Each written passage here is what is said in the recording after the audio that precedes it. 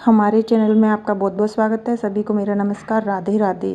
तो आज मैं शेयर करूंगी लड्डू गोपाल की एक और सच्ची घटना, जिसे सुनकर आप अपने आंसू रोक नहीं पाएंगे। तो चलिए आइए शुरू करते हैं। आज की सच्ची घटना एक गांव की है, जहां पर एक बूढ़ी माता रहती थीं। उनके पति की मृत्यु बहुत वर्षों पहले ही हो चुकी थी। बूढ़ी माता जी का एक विकलांग बेटा था, जो चलने में असमर्थ था। बूढ़ी माई के पास एक लड्डू गोपाल थे, जिनकी सेवा वो वर्षों से करती आ रही थीं। उनके बेटे से आने से भी पहले उनके पास उनके लड्डू गोपाल थे। बूढ़ी माता हमेशा लड्डू गोपाल को अपना बड़ा पुत्र मानती थीं। बाबा के जाने के बाद उनके बेटे और लड्डू गोपाल की पूरी जिम्मेदारी माता जी पे आ गई। माता जी के पास कुछ खेत थे, जिस पर वह साग सब्जी उगाया करती थीं और उस सब्जी को गांव-गांव ले जाकर बेचा करती थीं, जिससे कुछ 2-4 पैसे कमाती थीं। उसी से अपने विकलांग बेटे और लड्डू गोपाल और अपने भोजन का इंतजाम किया करती थीं। गांव में माता जी की एक छोटी सी ज़मीन थी, जिस पर उनकी एक झोपड़ी थी, जिसमें माता जी अपने लड्डू गोपाल और अपने बेटे के साथ रहा करती थीं। मैया बहुत गरीब थी, लेकिन कभी भी किसी के आगे हाथ नहीं फैलाती थीं। खुद दिन रात मेहनत करके खेत में सब्जी उगाया करती थीं और उसी से अपनी आजीविका चलाया करती थीं। बात उस समय की है, जब हमारे देश में जमींदारों का राज चला करता था। गांव के जमींदार की नज़र मैया की ज़मीन के उस छोटे से टुकड़े पे थी, जहां पर मैया की झोपड़ी बनी हुई थी।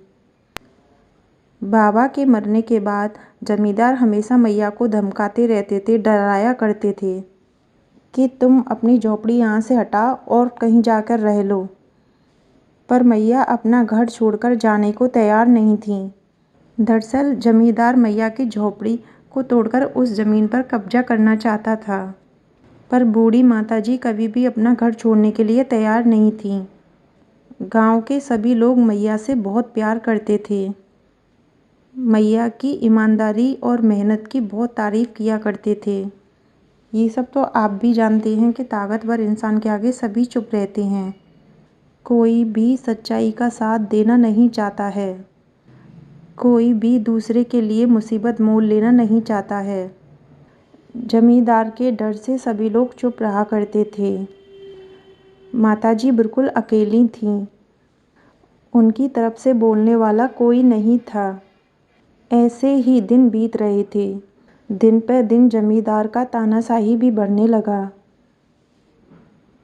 जमींदार के लोग आकर मैया माता जी को बहुत परेशान किया करते थे। बूढ़ी माता जी गाँव वालों से जब मदद मांगने जाती थीं, तभी सब गाँव वाले उनके मुंह पे दरवाज़ा बंद कर दिया करते थे। सब यही कह देते थे, हमारे छोटे छोटे बच्चे हैं, तुम्हारी वजह से हम जमींदार साहब से दुश्मनी मोल क्यों लें, तुम्हारी वजह से हम परेशानी में क्यों पड़ें। बूढ़ी वृद्ध माताजी आखिर जाएं तो कहाँ जाएं, जिस पर उनके विकलांग बेटे और लड्डू गोपाल की भी जिम्मेदारी थी।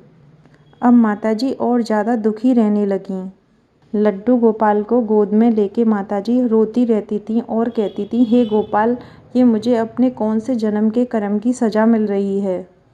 मैंने तो कभी किसी के साथ अनजाने में भी बुरा नहीं किया और ना ही उनका बुरा सोचा। आपने मुझे एक पुत्र दिया है, वो भी ऐसा ना चल सकता है ना ही कुछ कर सकता है। इससे अच्छा तो मैं बांझ रहती। कम से कम मुझे उसकी चिंता तो नहीं होती कि मेरे बाद मेरे बेटे का क्या होगा। आज मैं जिंदा हूँ, तब भी मेरे बेटे को इतनी दुर्गति सहन करनी पड़ रही है। कल को जब मैं नहीं रहूँगी तो इसकी रक्षा कौन करेगा। हे बाल गोपाल, अपनी बुढ़िया माता जी पे इतना अत्याचार क्यों कर रहे हो। क्या मैं आपकी माताजी नहीं हूँ। यह कहकर बूढ़ी माताजी बहुत रोती हैं और जमींदार साहब अब अलग अलग तरीके से माताजी को और परेशान करने लगते हैं। जमींदार ने सोच लिया था कि माताजी को इतना परेशान करेंगे कि वह खुद ही यह गांव छोड़कर चली जाएगी। मैया हाथ जोड़कर जमींदार के आगे रोते हुए कहती हैं, मैं जाऊं तो आखिर कहाँ जाऊं। मैं अपने विकलांग बेटे और अपने लड्डू गोपाल को ले जाके कहाँ पर रहूँगी। मेरे पास यहाँ पर छोटा सा एक खेत का टुकड़ा है जिस पर मैं साग सब्जी उगाकर अपने बेटे और लड्डू गोपाल का जीवन यापन करती हूँ। बाहर किसी गांव में जाऊंगी तो क्या करूंगी, क्या खाऊंगी। लेकिन जमींदार साहब इतने स्वार्थी थे कि उनको किसी के दुख से और आंसू से कोई तकलीफ नहीं होती थी। एक बार की बात है, माताजी सब्जी बेचने गई थीं। रात का मौसम था, अचानक से बारिश शुरू हो गई। बारिश इतनी तेज हो रही थी कि माताजी घर पे वापस भी नहीं आ पा रही थीं। माताजी को अपने बेटे और लड्डू गोपाल की चिंता होने लगी कि मेरे दोनों बच्चे घर पर अकेले हैं। पता नहीं क्या कर रहे होंगे दोनों। कहीं उन दोनों को अकेले डर तो नहीं लग रहा होगा। उस समय जमींदार साहब सोचती हैं कि यह बहुत ही अच्छा मौका है उस बुढ़िया को घर से बाहर निकाल फेंकने का। जमींदार साहब अपने आदमियों को भेजती हैं और कहती हैं कि बुढ़िया के सभी सामान को उसके बेटे के साथ बाहर फेंक दो। बारिश में जब भीगेंगे ठिठुरेंगे तब उनके होश ठिकाने आएंगे। जमींदार साहब के लोग बूढ़ी माताजी के घर पहुंचते हैं और बूढ़ी माताजी के बेटे, विकलांग बेटे को और लड्डू गोपाल को सारे सामान के साथ बाहर उठाकर फेंक देते हैं। वह माताजी का बेटा जिससे चला भी नहीं जाता, वो बारिश में कैसे रह पाता। बूढ़ी माता का विकलांग बेटे को लाकर बाहर बैठा दिया। बूढ़ी माता का बेटा हाथ में लड्डू गोपाल को बिठाए रोता रहता है, सबको पुकारता है, लेकिन कोई उसकी नहीं सुनता। जमींदार का गांव में इतना खौफ था कि कोई भी उसके खिलाफ जाने को तैयार नहीं था। बूढ़ी माताजी जब घर वापस आती हैं, घर आने के बाद जो दृश्य देखती हैं, उनका हृदय कांप जाता है। बूढ़ी माताजी देखती हैं कि बहुत सारे लोग उनके घर के बाहर खड़े हैं। माताजी दौड़ते हुए अपने घर के पास पहुंचती हैं और देखती हैं कि जमींदार के आदमियों ने उसके बेटे को लड्डू गोपाल के साथ और सारे सामान के साथ बाहर फेंक दिया है। और देखती हैं उनका विकलांग बेटा जो चल भी नहीं पाता था, जो लड्डू गोपाल को हाथ में लिए बारिश में बैठा बैठा रो रहा होता है। अपने बेटे को और लड्डू गोपाल को इस हालत में देख माताजी का कलेजा कांप उठता है। वह अपने बेटे और लड्डू गोपाल को लेकर घर में दोबारा घुसने की कोशिश करती हैं तो जमींदार साहब के लोग उनको वहाँ से भगा देते हैं। जमींदार साहब के आदमी माताजी से कहते हैं, देख बुढ़िया, या तो तुझे हम गांव से बाहर एक टुकड़ा देते हैं या फिर तुम ये सारी ज़मीन खाली करके कहीं चले जाओ। बूढ़ी माताजी की यह बात उनके स्वाभिमान पर लग जाती है और माताजी कहती हैं कि यह ज़मीन तो हमारी है और मैं इस ज़मीन पर अपने पति के साथ रहती थी। इस ज़मीन पर मेरे बेटे का हक है। मैं इसे छोड़कर कभी नहीं जाऊंगी। मैं इसे छोड़कर कभी नहीं जाऊंगी। माताजी सोच लेती हैं, चाहे मुझे कितना भी अत्याचार सहना पड़े, पर मैं यह ज़मीन छोड़कर कभी नहीं जाऊंगी। फिर क्या था, जमींदार ने अपना जोर दिखाया और बूढ़ी माताजी का घर तुड़वा दिया। बूढ़ी माँ के पास अब उनका अंतिम घर भी नहीं रहा। बूढ़ी माताजी अपने घर के बाहर बैठे बैठे रोती रहीं। वह अपने बेटे को बगल में सुलाती हैं और गोद में लड्डू गोपाल को बैठाकर रोती रहती हैं। बैठे बैठे पता नहीं कब माताजी की आंख लग गई। सपने में माताजी को लड्डू गोपाल के बाल स्वरूप के दर्शन होते हैं। लड्डू गोपाल सपने में आते हैं और माताजी से कहते हैं, मैया मैया, हमारा घर तो टूट गया, अब हम कहाँ रहेंगे। मुझे इस अंधेरे में बहुत डर लग रहा है। मुझे तो अपने घर में रहना है। हमारा घर तो टूट गया मैया। अब हम क्या करेंगे, कहाँ रहेंगे मैया। इतना सुनते ही बूढ़ी मैया की आंखें खुल जाती हैं और वह अपने लड्डू गोपाल को लिए गोद में बहुत रोती हैं और वह समझ जाती हैं कि वह बच्चा कोई और नहीं, वह उनके लड्डू गोपाल ही हैं जो उनको बाल स्वरूप में दर्शन दिए हैं। माताजी रोते हुए कहती हैं, हे गोपाल, मैं आपके लिए घर कहाँ से लाऊं। हमारा घर तो टूट चुका है। रोते हुए गोद में लेके लड्डू गोपाल को माताजी एक पेड़ के नीचे रहने लगती हैं। बारिश होती है तो वह अपने लड्डू गोपाल और अपने बेटे को लेकर एक मंदिर में शरण ले लेती हैं। बारिश थमने के बाद दोबारा उस पेड़ के नीचे आकर रहने लगती हैं। इतने दुख के समय में भी मैया के मुँह से जय हो मेरे लड्डू गोपाल, हरे कृष्णा हरे राम का शब्द नहीं छूटता है। बूढ़ी माताजी गोपाल जी से कहती है, हे गोपाल, मेरे बेटे का और मेरा तुम्हारे सिवा इस दुनिया में कोई भी नहीं है। आप मुझे कभी छोड़कर मत जाना मेरे गोपाल। अब बूढ़ी माताजी के पास खाने के लाले पड़ रहे थे। उनके पास जो भी पैसे थे, खाने पीने का सामान था, वो भी सब खत्म होने लगा। माताजी अब बहुत परेशान होने लगीं। वह अपने गोपाल को अब क्या भोग लगाएं और अपने बेटे को अब क्या खिलाएं। अब उनके पास थोड़े से दाल चावल थे, दाल चावल ही बनाती और उसी का लड्डू गोपाल का भोग लगाती और अपने बेटे को खिला देती। बचा कुचा खुद भी खा लेती। माताजी का जीवन अब बहुत ही कष्टदायक हो गया था।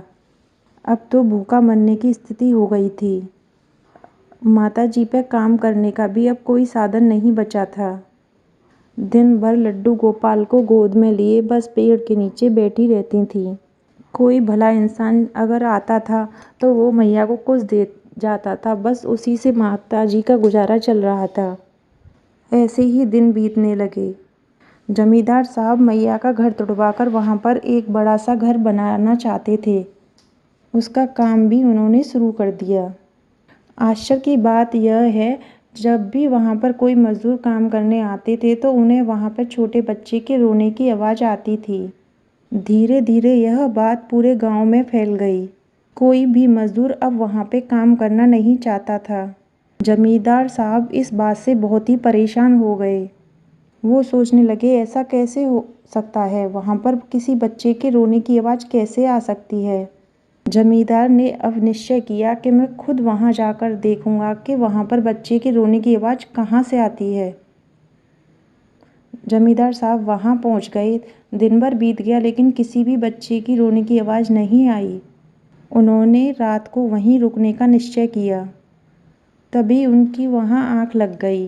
तभी सपने में जमींदार साहब को ऐसा कुछ दिखा कि उसे देखकर जमींदार साहब को उस घटना ने बिल्कुल बदल दिया। जमींदार साहब अपने सपने में एक छोटे से बच्चे को देखते हैं, बिल्कुल छोटे से श्री कृष्ण, हमारे लड्डू गोपाल। उनका पहनावा देखकर जमींदार साहब समझ जाते हैं यह कोई और नहीं, श्री कृष्ण के बाल स्वरूप हैं लड्डू गोपाल। रोते हुए वह बच्चा जमींदार साहब से कहता है कि आपने हमारा घर तोड़ दिया, मैया को बेघर कर दिया। मैं और मेरी मैया कितने परेशान हैं। हम लोग वहाँ पेड़ के नीचे रह रहे हैं। क्या आपको हम पर दया नहीं आती? यह हमारा घर है ना, हमें यहाँ रहना है। आप मेरी मैया को क्यों परेशान कर रहे हैं? मुझे बहुत तकलीफ़ होती है वहाँ बाहर रहने में। मेरी मैया को परेशान मत करो ना। यह कहकर वह छोटा सा बच्चा अदृश्य हो जाता है। जमींदार साहब अचानक उठकर बैठ जाते हैं। उनके दोनों आँखों से आंसू धारा बहती है। जमींदार साहब समझ जाते हैं कि उनसे कितनी बड़ी गलती हुई है। रोते हुए माताजी के पास जाते हैं और उनके सामने हाथ जोड़कर बैठ जाते हैं। उनसे कहते हैं कि मुझसे बहुत बड़ी गलती हो गई, मुझे माफ़ कर दो, मैंने आपके साथ बहुत गलत किया है। आज आपके लड्डू गोपाल साक्षात मेरे सपने में आए और मेरा मार्गदर्शन किया। मैंने आपके साथ बहुत गलत किया है, बहुत बड़ा पाप किया है। इसकी भगवान मुझे जो भी सज़ा देंगे मैं उसका हकदार रहूँगा।